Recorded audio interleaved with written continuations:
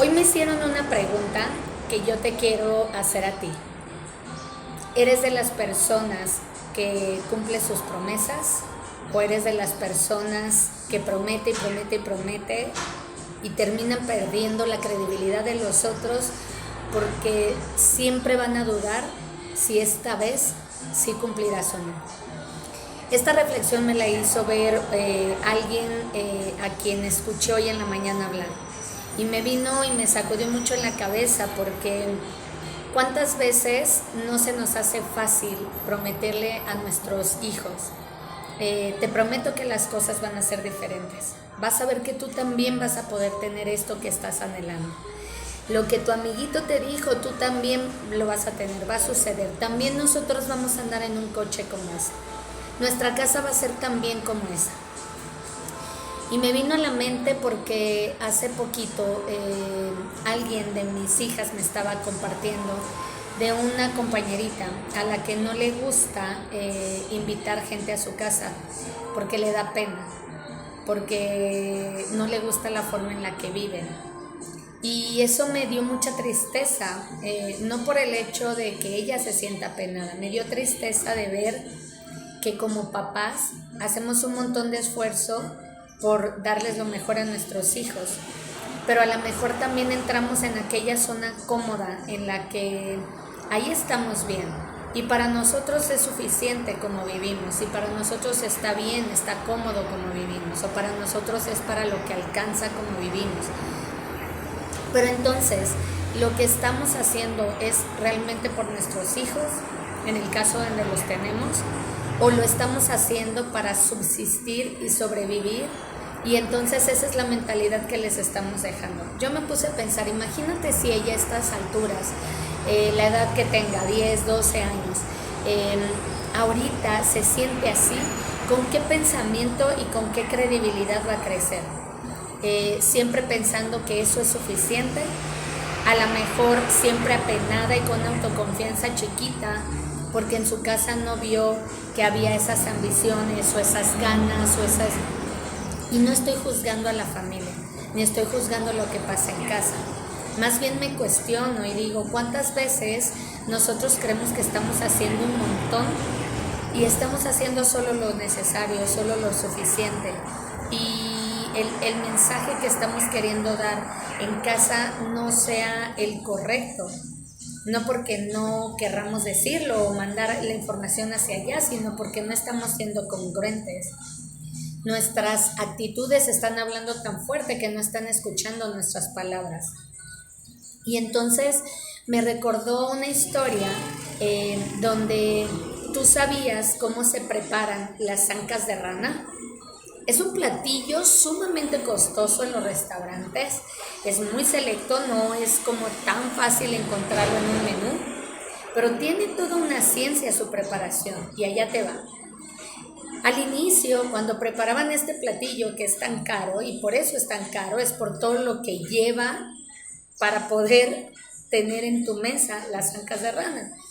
Antes lo que hacían es que ponían agua a hervir, agarraban las ranitas y las sumergían en el agua y las tapaban. Entonces era una, ya sabes, una lucha y una pelea porque las ranas se querían salir, obviamente, pataleaban, empujaban, había mucha fuerza y entonces era toda una labor, ¿verdad?, del chef o de quien se encargara en la cocina de no permitir que la rana escapara.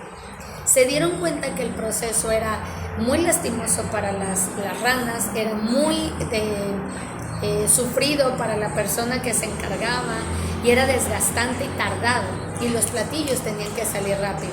Así que empezaron a idear las formas más óptimas para poder preparar el platillo y lo que hicieron fue, en lugar de poner el agua a hervir tanto, le ponían el agua caliente. ¿Esto qué provocaba? Que cuando ponían las ranas en el bowl de agua caliente, la rana entraba de una manera tan cómoda, tan a gusto, que no empezaban a brincar. De hecho, ni necesidad había de que tuvieran que estar forcejeando en tapar la olla. La rana estaba cómoda, a gusto, y entonces se quedaba quieta en esa olla. Y así el resto. Cuando estaban listos, entonces ponían la tapa y subían la temperatura. ¿Y qué crees que pasaba? La rana ni cuenta se daba. A lo mejor tú dirás, ¿qué tiene que ver con lo que estás diciendo sobre nuestras expectativas o el trabajo que hacemos o que hacemos de más o de menos? Te lo comparto porque a veces somos como las ranas. No estamos dispuestos a salir de nuestra zona de confort, pero lo que no nos damos cuenta es que a veces donde estamos está el ambiente perfecto para que tú estés en ello. Por ejemplo, no me postulo para crecer porque quién sabe si me lo den, o porque son muchas responsabilidades, o porque no me siento segura, o porque no estoy preparada el próximo año, y siempre postergamos. Crear un emprendimiento es algo que te puede dar el que nunca estés cómoda en esa agua, que te tengas que estar moviendo, pero ¿sabes qué pasa? No te cocinan. No te quedas en el intento, no te quedas viendo cómo los demás brincan, saltan, se mueven, obtienen, crecen, adquieren, y tú sentado en el mismo lugar, creyendo que las oportunidades te van a esperar y van a venir el próximo año y el próximo año, y que alguna vez vas a estar listo para ellas. La realidad es que no siempre estamos listos, y que lo que tenemos que hacer es no permitir que el agua se nos ponga caliente, y que estés tan cómodo que ni cuenta te des y se haya pasado el tiempo. Y entonces decimos, pasé cuánto tiempo de mi vida dizque haciendo, dizque creciendo, dizque luchando por algo, y se me acabó.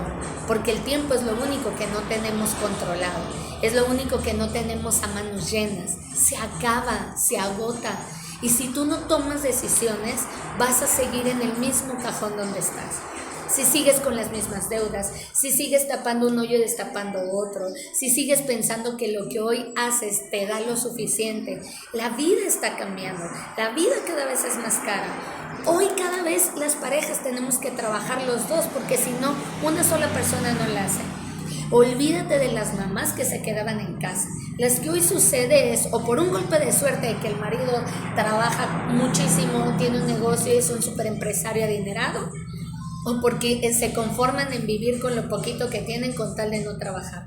Pero los que queremos salir adelante, los que ambicionamos ser, hacer y tener, te tienes que mover los dos, no uno en la casa.